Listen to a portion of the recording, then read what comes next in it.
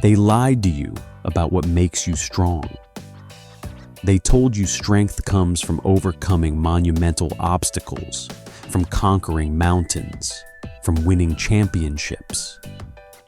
And while those things require strength, they aren't the source of it. True strength isn't built in a single heroic moment. It's forged in the quiet, mundane battle you fight against yourself every single day.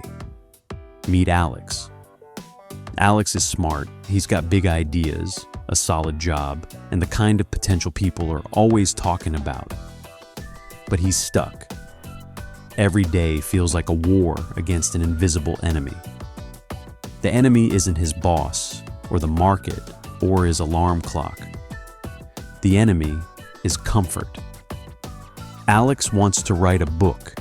He gets up at 6 a.m., full of resolve, but the blinking cursor on the blank page feels like a taunt. He wants to start his own company. He spends hours researching, but the thought of making that first cold call is a heavy weight in his chest. He wants to have a tough conversation with his brother about money, but he always finds an excuse. He seeks comfort in the familiar.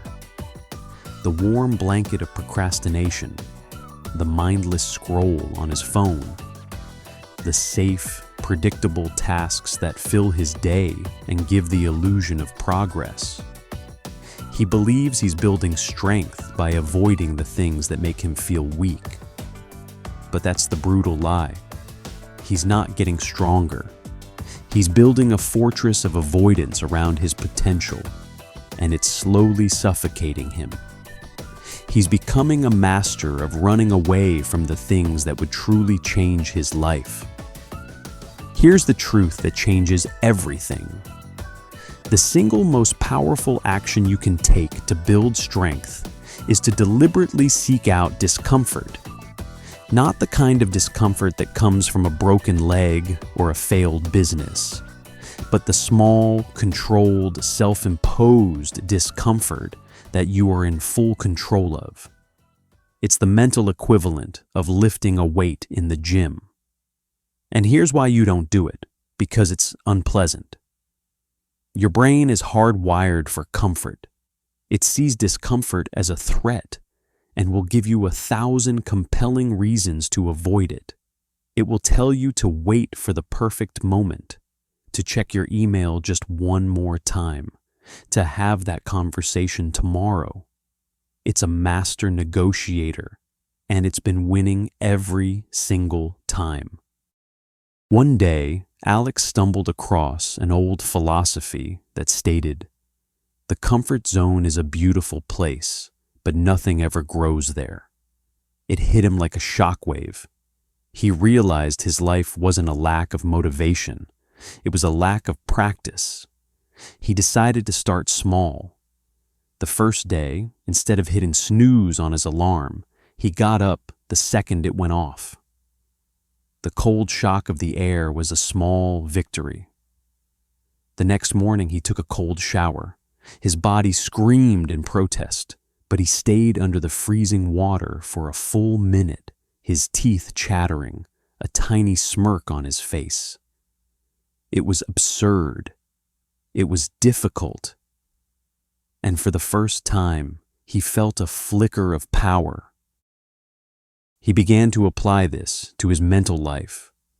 He sat down to write for exactly 20 minutes, knowing it would be a struggle.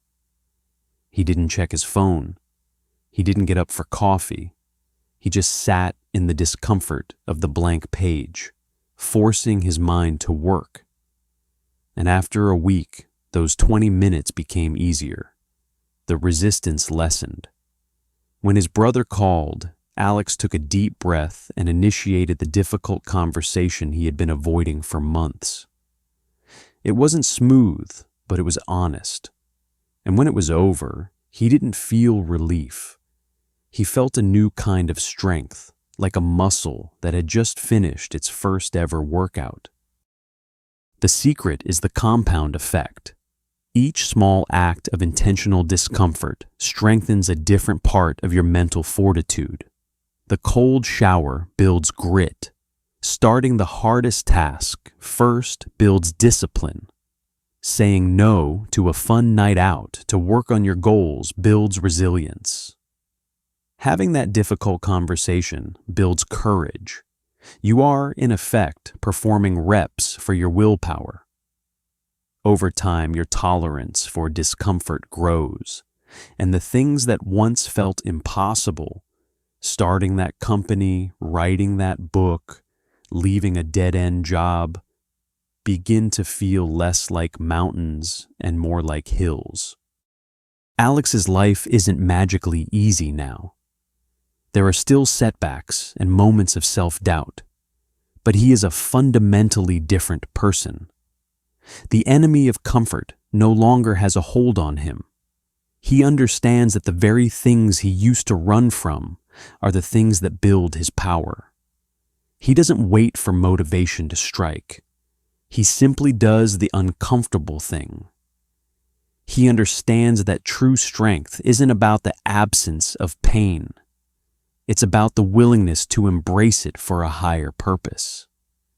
It's about training yourself to be the kind of person who can handle what life throws at you, not by avoiding the storm, but by learning to dance in the rain. So ask yourself, what's the one uncomfortable thing you're avoiding today? Because if you can do that one thing, you'll be on your way to becoming unstoppable.